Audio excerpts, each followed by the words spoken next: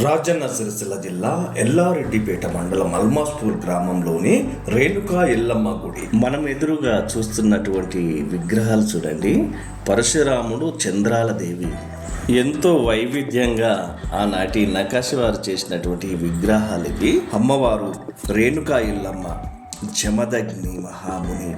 ఈ గుళ్ళో నిత్యం ఇలా దీపాన్ని వెలిగించడం అనేది ఎంతో గొప్ప విషయం.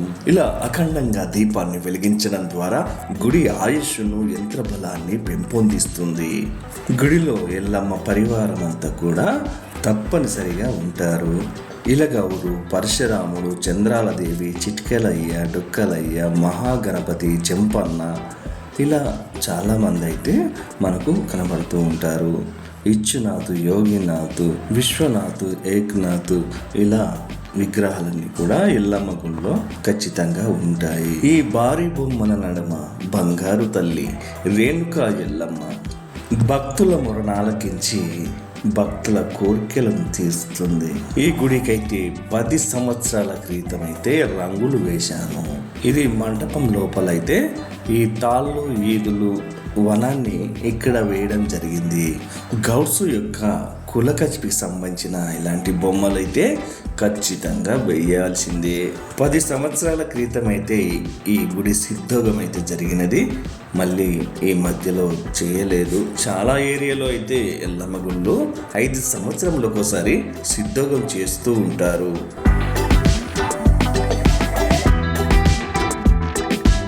పండగ యొక్క ఉత్సవం ఎంతో అద్భుతంగా ఉంటుంది. సిద్ధోగం ఉత్సవంలో బోనాలు, గడపావనం, బైళ్ళవారి ఆటలు, డప్పులు, ఇలా ఎన్నో అద్భుతాలు మనం ఆ పండుగ వాతావరణంలో చూడవచ్చు. గుడి యొక్క స్థలం చాలా విశాలంగా ఉంది ఫ్రెండ్స్. ఎక్కడా లేనటువంటి విధంగా ఇక్కడ ఈ ప్రాంతంలో, ఈ స్థలంలో స్విమ్మింగ్ పూల్ కూడా ఉండడం విశేషం. ఇది ఇక్కడి స్పెషల్. అయితే ఇక్కడ ప్రస్తుతానికైతే నీటిని అయితే ఇందులో నింపలేదు, కానీ ఇదైతే మంచి ఆలోచనే అనుకుంటున్నాను. ఎండాకాలం అయితే పిల్లలు అయితే చాలామంది అయితే ఇక్కడ స్విమ్మింగ్ చేయడానికి వస్తూ ఉంటారు.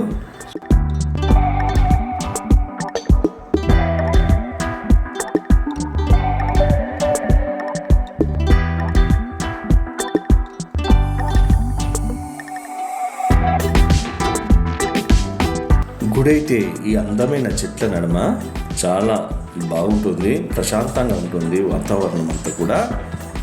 గౌడ సంఘం వారు ఇక్కడ కమ్యూనిటీ హాల్ కూడా ఏర్పాటు చేశారు. ఇది కళ్యాణ మంటపంగాను, కమ్యూనిటీ హాల్ గాను ఉపయోగపడుతుంది.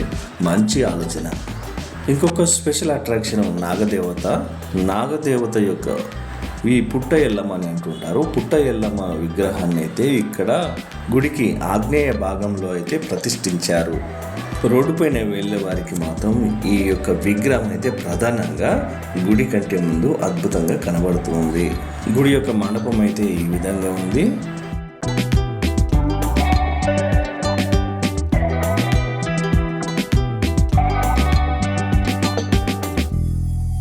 ఇక వాల్ పెయింటింగ్ అయితే చూడండి. 10 సంవత్సరాల కిందట నేను వేసినటువంటి పెయింటింగ్ ఇప్పటికీ చెక్కు చెదరలేదు.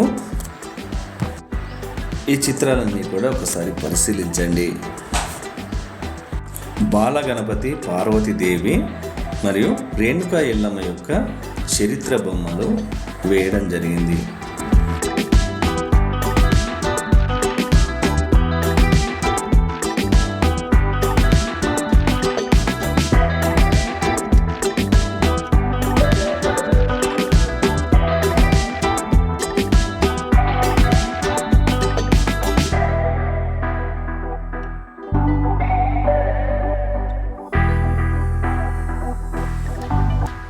గుడి వెనుక సైడు అంటే పడమర సైడ్ మాత్రం కొంచెం కలర్ లైట్గా సైడ్ అయింది.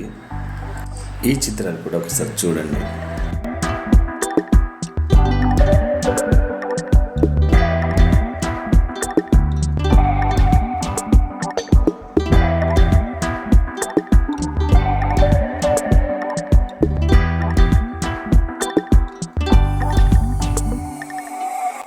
ఇది గుడికి ఉత్తరం సైడు. లక్ష్మీదేవి, ఆంజనేయ స్వామి, రాముడు, లక్ష్మణుడు వారధి కడుతున్నటువంటి చిత్రాలు అయితే ఇక్కడ తీసుకోవడం జరిగింది.